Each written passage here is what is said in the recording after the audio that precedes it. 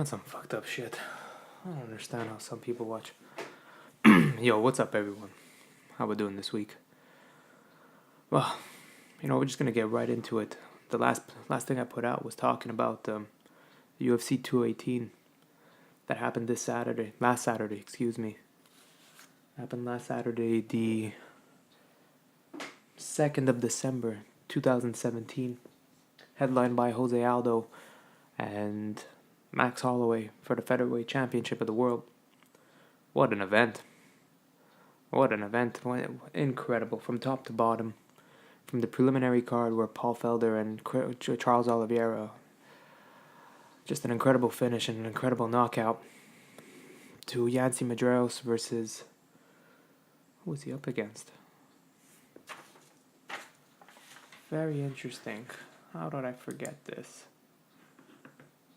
Alex Oliveira. They put on one hell of a performance. They put on one hell of a fight of the night performance. That's why they want a bonus for that. So if you want to check out, I'm going to suggest 2 fights. If you want to suggest if you want to see out of this whole fight card, because first of all the fights are fantastic. But if there's 2 that you should go out of your way to go and watch right off the bat, Alex Oliveira versus I just said his goddamn name, Yancy Medeiros. What a great fight. Check that out. These 2 just slugged it out. They banged it. In the first round, I think there was a total of 3 times between each fighter that they were dropped. Incredible that the fact that they were able to keep going into the second and third round. And then a shout out to the fight that I said was going to probably be the show stealer, the fight of the night and probably the fight of the year. Justin Gaethje and Eddie Alvarez, they put on a hell of a 3-round war. Fight ends in the third. There is a finish, an incredible finish at that too, for an incredible fight. These 2 just banged from top to bottom. There was nothing held back.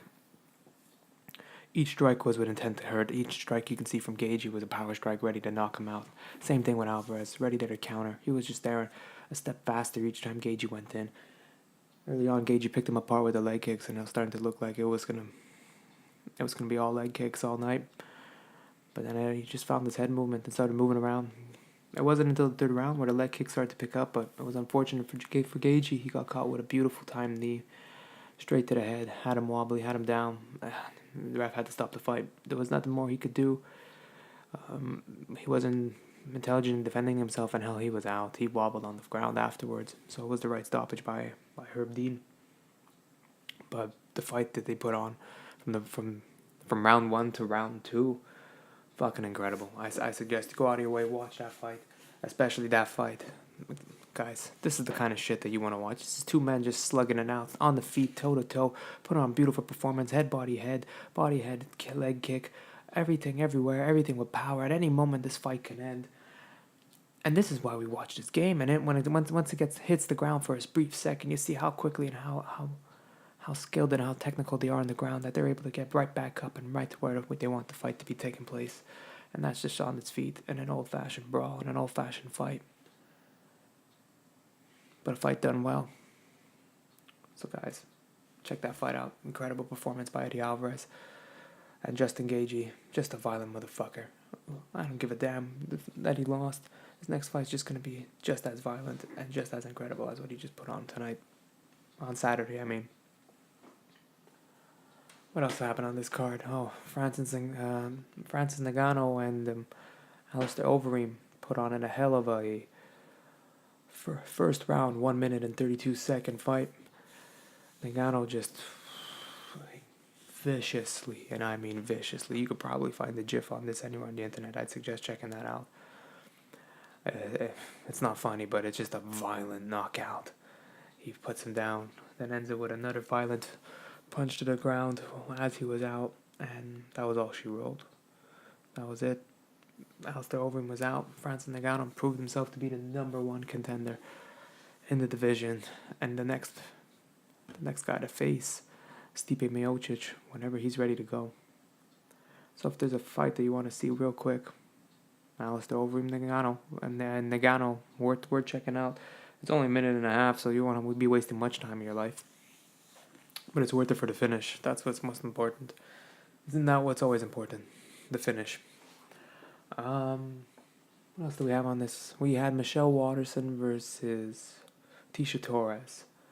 This fight went to decision. Um, what else do we have on this card? Yes, Jose Aldo versus Max Holloway, your main event of the evening for the featherweight title. Well, the the commentary team will have you believe that Aldo was looking slow, old, and weak. Uh, with your eyes, you could clearly tell that Aldo was moving his head. He was always a step ahead of the punch, not getting clipped with everything that was being thrown at him, unlike what the commentators were suggesting.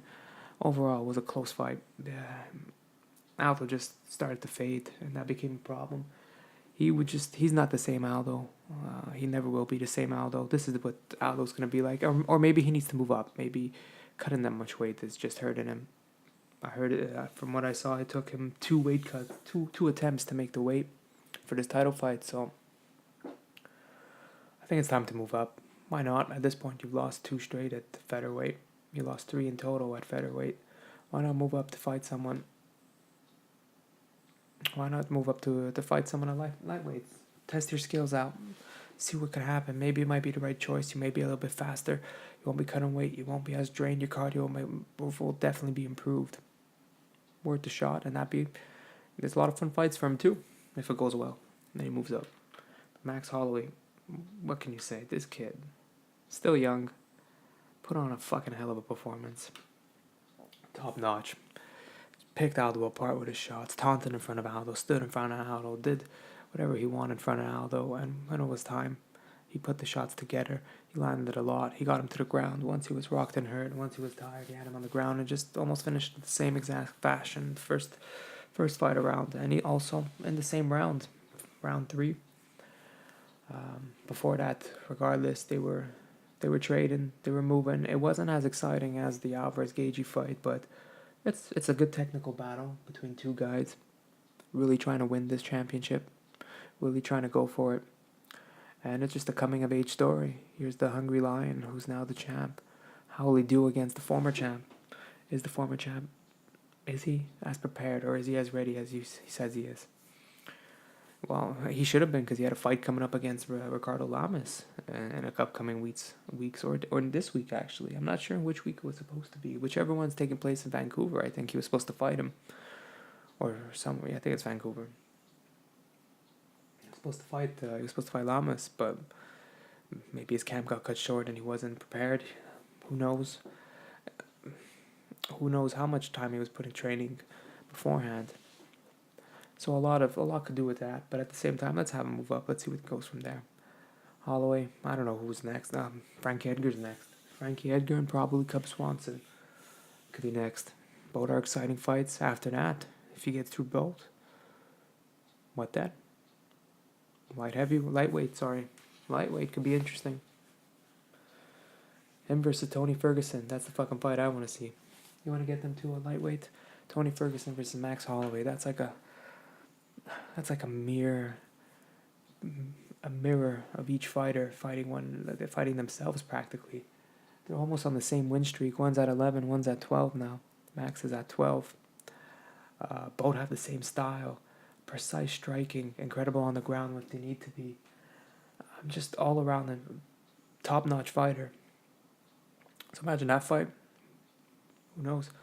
We'll see what happens next, but Frankie Edgar's no joke. Frankie Edgar, he's one of those guys you always should bet on. You should always consider going for it, because he's that guy. He's that guy who just could take you down, and he could hold you there, and he could beat you up. He's not a quitter. He's got cardio for days. His style is annoying. He's in and out. He's all over the place. You got to be ready for that. And Max Holloway's yet to fight a guy like that.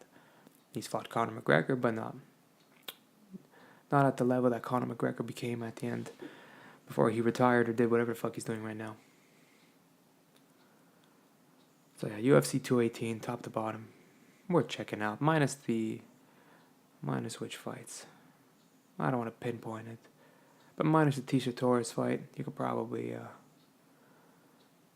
or if you want to watch Tisha Torres fight, it's very good, very competitive women's matchup. But it's the one kind of fight that I know if you're like just a casual fan, you don't want to see that.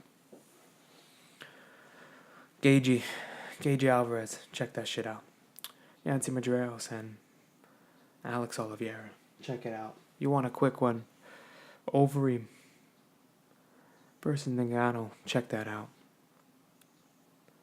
You want a classic stand-up battle that does finish in the third round. Max Holloway and Jose Aldo. Check that out. All very exciting. All worth looking at. That's UFC 218. What do we have here? Okay, we could do this. All right. And now our word, or not a word, and now a review from our sponsor's product. Our sponsor is Smartwatch. For those of you who don't know what that is, it is a watch that is supposed to be intelligent. How intelligent? Well, it's supposed to look and feel exactly like an Apple Watch, but it's not, because it's made in Beijing, China, from those fake creators who make these watches look cooler than they are, and they're not. So this is a brief breakdown from our sponsor. Let's check this watch out. We're opening it up over here. Oop, that's the sound. Very cute. Very cute. I don't know if I'd want to keep that. Oh, it's connecting. What's it connecting to? It's connecting to my iPhone. Who the fuck told you to connect to my iPhone? Alright, what could we do? We could place a call on this. Oh, that's nifty. I can talk out of my hand now, like James Bond. And this cost what? This is on sale for how much? $49.99. Look at this, from our sponsors. $49.99. It's fake.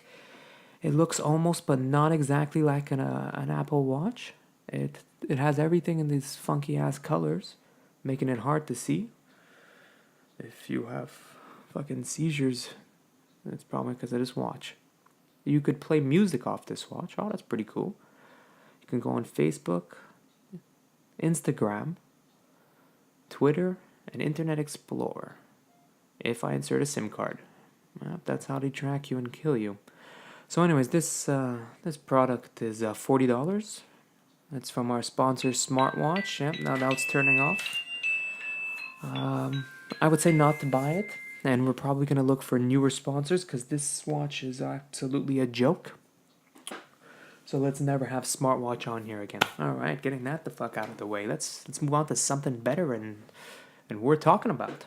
But it's funny, I talk about this smartwatch and how you could place a phone call in there, or you could send a text message if you have the appropriate phone. In other words, it does not work for iPhone.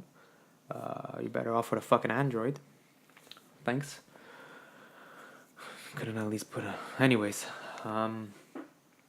it's funny because that's how we come to communicate now, that we can place a phone call from our arm. Well, that would be cool if people actually still placed phone calls, since now it's text message. So picture this. Now, instead of going into your pocket to grab your cell phone to check your text message because your phone vibrated in your pants, you could have it on your wrist, so while you're driving, you feel your wrist vibrate, and you could take your eyes off the road and look directly at your steering wheel and your wrist. What did we accomplish? What the fuck was the point of that? You're taking your eyes off the road and you're still going to look at the text message. It's not going to change anything. Why not? Because the hand's not too far away from the wrist, so why not tap on that message and see what it says? But it's funny, that's how communication has come to be. And it's evolving in this world. And we went from being able to text one another. No, we went from being able to talk to each other to actually having a verbal conversation and expressing how we feel with one another. And basically, like, how your day overall went, or if something silly happened in your day. You would wait till the end of the day to go and see your friend, or to call your friend, or to hang out, or to see your parent, or whatever, or whoever maybe you communicate with. You used to wait till the end of the day, or you would call them in between whenever you had time, and that's if you had a phone at this time. But now it's all done through text message. So when you see a person at the end of the day, or you go see your friends, you're hanging out with your friends, but regardless, you go out and hang with your friends, but throughout the day or throughout the weeks or whatever days prior, before you guys went to hang out, you were texting one another. You continued to communicate with each other. So now you end up going out, you're sitting around, and what do you end up doing? Half you are looking at your cell phone, the other one's looking around wondering why the fuck he's here if everyone's going to look at their phones. That's sometimes the case, and that's sometimes not always the case. But the times that it is the case, look at what's happened. Do we really need to text each other all day? Do Do we really need to tell each other that little stupid story? Can it not wait till we see you hang out with somebody, or can it not wait till you see your girlfriend or your mom, your dad, or whoever it is, like I said, you're talking to? Does it really need to be texted at that moment? And I'm not any fucking better since I do this, but I still think about it, and I'm like, remember the time like you would see someone and you'd have so much to say. Now you hang out with them and it's like, hey, what's new? I combed my hair today. Oh, what about you? I worked. And that's it. And from there goes the silence. Not all the time. Sometimes you guys can play games. That's how you keep shit interesting. But otherwise, if you're out, you see people just staring at one another. Or they're staring at their phones. Just... sorry. It just sucks that it's evolved this way, but in a way, I guess it's also positive because it allows us to keep in contact with more people than we could have before. Before you would have to call, or before you'd have to call long distance if they're long distance or if they're far away. Now you can do it through text, and I don't believe they charge you anymore because you pay for the text message package. So you could text from all over the world, or if you have iMessage, or if you still have a BlackBerry for some odd reason, I think you could BBM. I think that shit still exists. So there's all these different options, I guess. Now there's Facebook. True, there's Facebook Message, and there's Twitter Message. Everyone has a goddamn messenger, basically. So there's different ways to communicate. Doesn't have to be. But it's evolving. It's evolving in a way, I guess, a good way, and in a way a bad way. Because then after we rely on this, and just through our text messages, you start to find excuses. Oh, maybe I don't have to go out. I just texted him. I know everything about it, so I could stay home. But let's not lose that way. Let's continue to be those people. No, I'm going out because I want to have a good time because I haven't seen this person in a while. And regardless of if I text them or not, let's drink, let's have some fun, let's go bowling, let's go dart zone. Let's go to gun range, let's go anywhere, and let's just fucking do something. So let's keep that spirit, because if we lose that, we're just going to be staring at our phones all day. And that's what we're here for. I believe we're here for more, instead of wasting our time staring at our phones. Or maybe I'm just old-fashioned. I just like talking with people instead of texting. Texting seems like it's a goddamn hassle. See, the thing about talking that I like too was you could play a video game and you could just have like a headset on, or you could have your phone on speaker and you could continue to talk. When you're playing a video game and someone's texting you constantly, you can't fucking just like keep pausing the game to text. And sometimes you text them and they're playing a video game and you need an answer and they don't fucking answer, so you're wondering why aren't they answering? It's because they're playing a game and they're going to answer you later. See, by making a telephone call, at least the person could have talked to you and you could have got your answer at that time. Anyways, I guess it was just something I was thinking about. How things used to be different before and we could just talk. New Way's cool too. It adds a lot more possibilities, a lot more options. A lot more ways to die also with texting and driving, but that's our fault. That's our own stupidity for doing that. Shit, it's true. I forgot about this. I said I would talk about the Canadians the next time they won. And guess what? They've apparently won a couple of fucking times. How many times to be exact? I don't really know. I only know the 2 times they won, and it made me very sad. Beat the Detroit Red Wings, which happened to be my favorite hockey team, and they beat them pretty bad the first 2 times. Well, the 2 times they faced each other.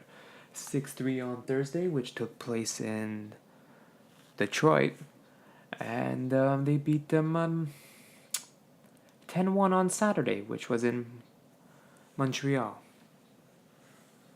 So not a good time to be a Detroit fan, but I guess it's a good time to be a Canadians fan now since they're winning. So everybody, let's jump on board. I'll see you guys in a month and a half when they're down and their goaler's out and something happened and you're all sad again and talking shit. But until that time, enjoy it. They've won. Let's count them. 1, 2, 3, 4, 5. These guys are on a 5-game winning streak, and tomorrow they're playing the St. Louis Blues. That's too bad. It's unfortunate their winning streak's going to come to an end to St. Louis. But good for them. They won a couple of games. They needed it. They really needed to boost the morale. The city was looking pretty depressing for a while since the Canadians kept losing and since they were not able to win a game. So I've never seen a Canadian fan base so down than I have this year, and it's pretty funny. I found it funny. I know it's seems kind of evil and mean, but at the same time, I'm a Detroit Red Wings fan, like I said, so I really don't care about the Canadians. But it's good. They're up. They're up also when Carey Price came back, so that's a big plus. That's a boost for morale, and that's a boost for the team, and that's a boost for their confidence. Or at the same time, it could be a crusher knowing that they couldn't win a goddamn game without Carey Price and Nets. But let's see what's gonna happen now. Tomorrow, like I said, they're playing St. Louis, and I think St. Louis is gonna beat them. But maybe to keep the win streak going. Maybe to make the playoffs win the Stanley Cup. Maybe I find $10 million in my backpack in 2 seconds. Who knows? Anything's possible. But we'll see what happens. Alright, now I was going to give an update about the state of the WWE and what's going on in WWE. But I got distracted by the Dairy Queen commercial right now in the background. So my eyes are focused on buying a Dairy Queen eventually in the next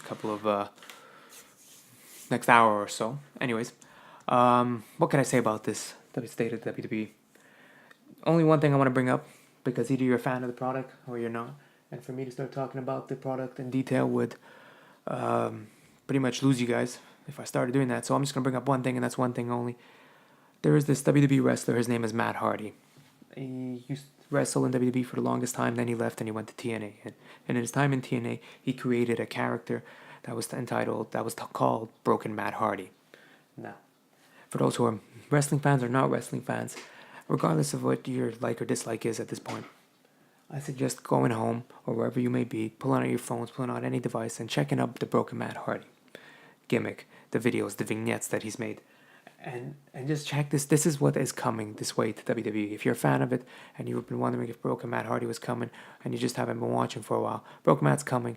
They've been putting out a couple of videos and little teasers that he was apparently awakening and becoming the character that we the fans remember. And you're about to it's a fun little thing. It's really goofy. He's got like not an android, a drone with him, and the drone interferes in some of his matches that take place in his home, in his backyard wrestling ring. Sometimes that's where they have special events, and the drone can shoot like fireworks at the opponents. You just see it. It's very stupid. And you also see from the drone's perspective when he's attacking. He's also got his wife and his kid involved, and sometimes his kid attacks like the person in the ring, or he pins somebody and he wins a match, and the kid's only about like 4 years old.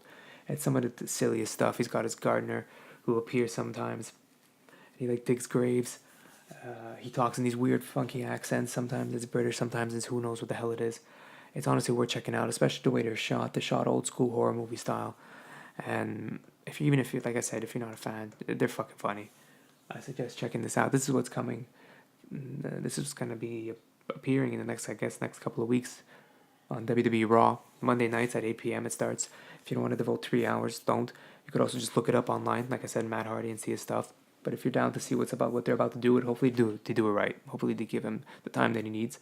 Used to have matches in his, like I said, in his home. They would have like a host set up, and the gimmick would be like you have to bury the guy or something because he's deleting you. It's honestly some silly stuff. I was gonna bring up a movie review. I was gonna break down something and talk about something I saw recently, but I don't think I've seen any movies recently, and I'm trying to think of what TV show I finished.